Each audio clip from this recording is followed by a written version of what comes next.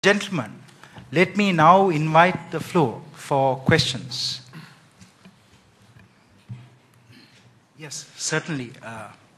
We have Colonel Hariharan from India. We also have Professor Rajiva Vijayasinghe. I think let us invite both of you to ask your questions now, please.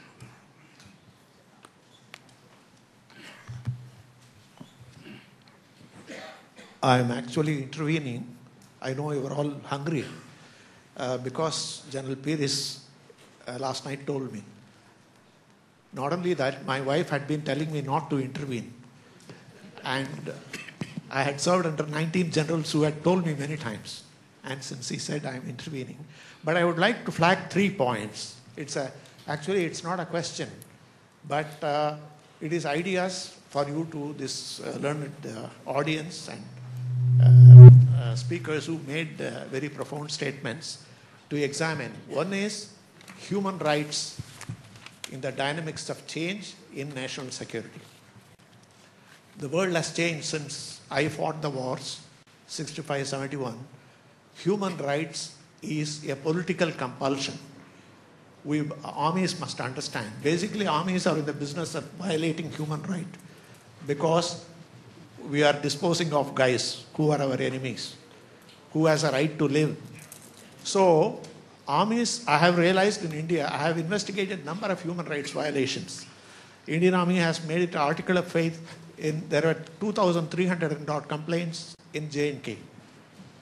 Every one of them have investigated and 134 are pending.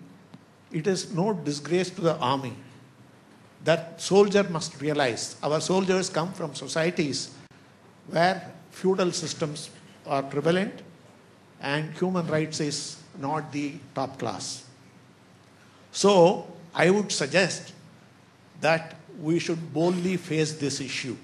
Otherwise, any amount of reconciliation process will not really take root.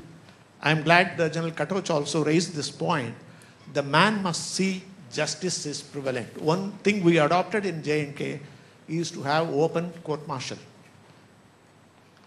of a rape case.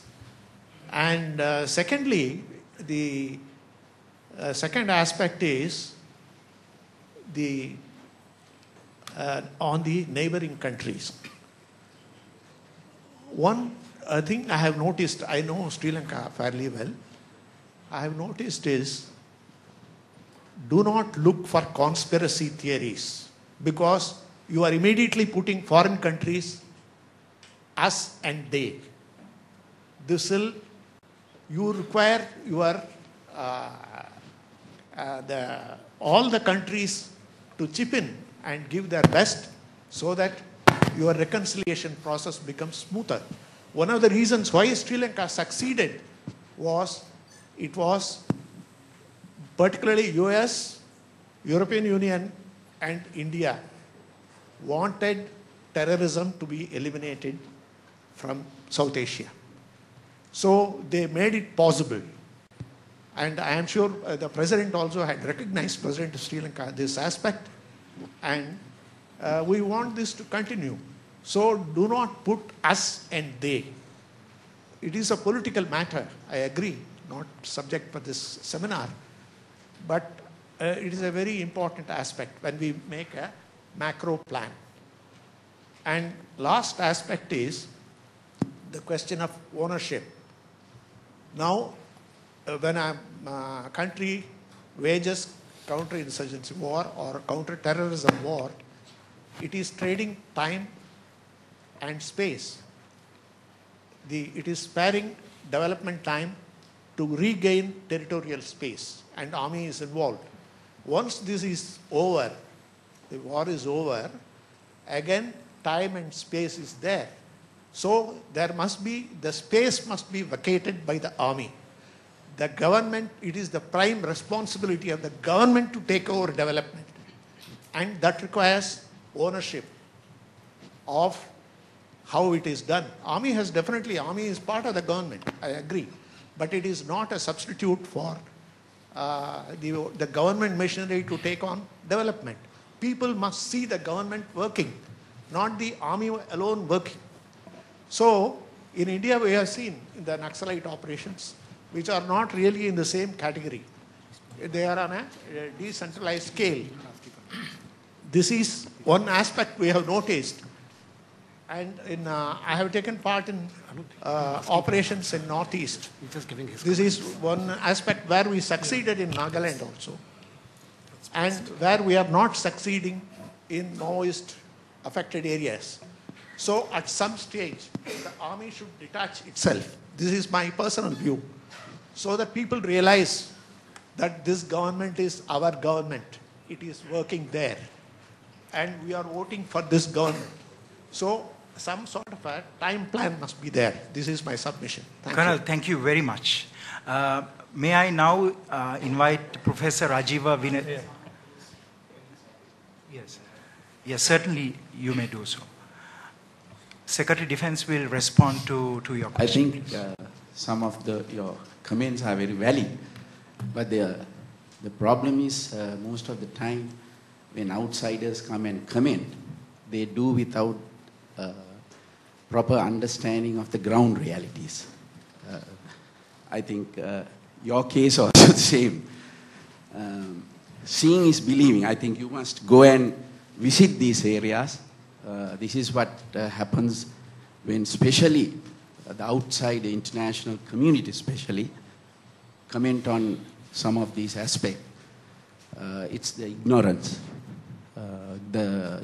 of the ground realities. When you, first I'll take the army, the military.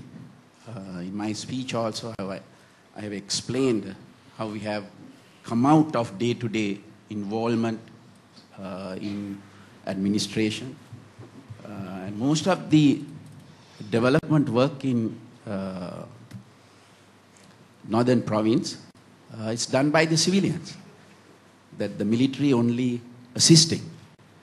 And for example, the laying of the railway lines done by none other than the Indian companies. And the A9 main road is done by a Chinese company. And a lot of contractors are from civilian contractors. And the labor is from the area.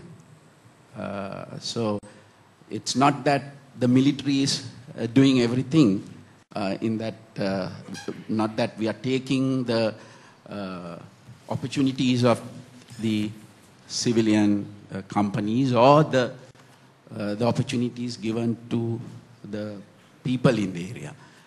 So that what we do, actually at the very beginning, there was a vacuum that when the people were displaced and there were no people in that area, there was a definitely vacuum in administration.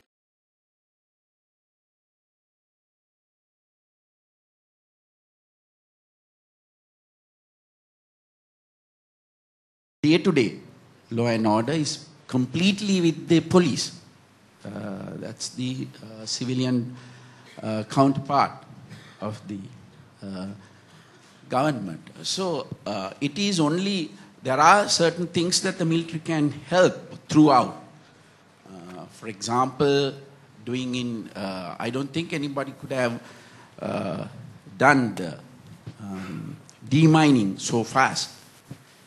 I can remember in 2010, His Excellency the President visited the northern province. He asked one of these demining groups from, I think, Danish demining group, how long it will take? The answer was 12 years. They said, we'll take 12 years to clear this. So then the President had to get the Corps of Engineers, the assistance of Corps of Engineers, to do that, and they did it within 3 years. So similarly, rehabilitation, I think there were a lot of civilians were involved in rehabilitation, but without the assistance of the military, I don't think it would have been possible. I think Dr. Rohan Gunaratne was involved in that, and there were not, it's not purely the military. Now, even the task force formed, the presidential task force formed at the end, was headed by Mr. Diwaratna. It's a completely civilian, not a military man, where the president could have appointed a general to do that. But it was under a civilian arm because he coordinated many civil ministries, departments in doing that. And similarly, a lot of local, the government agents were in charge of many aspects of administration. And also, must remember, even during the time of war, for 30 years, the civilian administration was there. Though it was certain, because the LTT put a lot of pressure on them, it was never the government agents, the schools education, the engineers or the doctors, they all were from the government. That administrative system was there. But unfortunately, the LTT put a lot of pressure on them. But then, immediately after the establishment of the peace, that we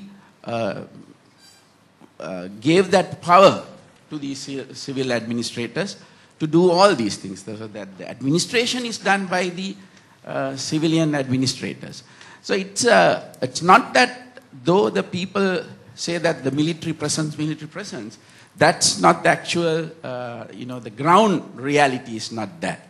So this is why, and of course, it's up to any country to position military strategically in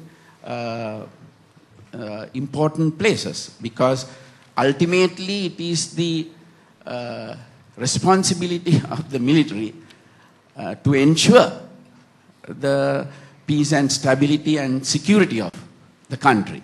So it is up to the military people to decide or assess the threat posing them and decide where to position their troops. So that is not a new thing. I think whether it is India, Pakistan, US or any country, will position their troops to cater for that military threat. So that is a completely different aspect. I mean, in my speech also I referred that even 1951, there were many military camps in the northern province. At the same time, we have military camps in all over Sri Lanka. Any district you take, there are military camps, military presence. Now, for example, it is not the northern province which has the more number of troops, it is the northern central province.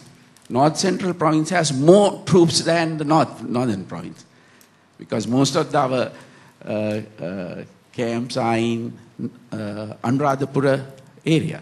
So it's a pure requirement, security requirement, and that does not anyway harm the day-to-day lives of the civilians in the area. And that is actually regarding the involvement of the military. The human rights aspect, I think any army boast, when they talk about their armies, they talk about the action they have taken. At the same time, when the others criticize, we start criticizing the other countries. But the same way as the India had taken action, or any other country has taken action, within our military we had taken many actions to punish anybody who had done any mistakes or out of the normal, out of their normal discipline. So there are many cases where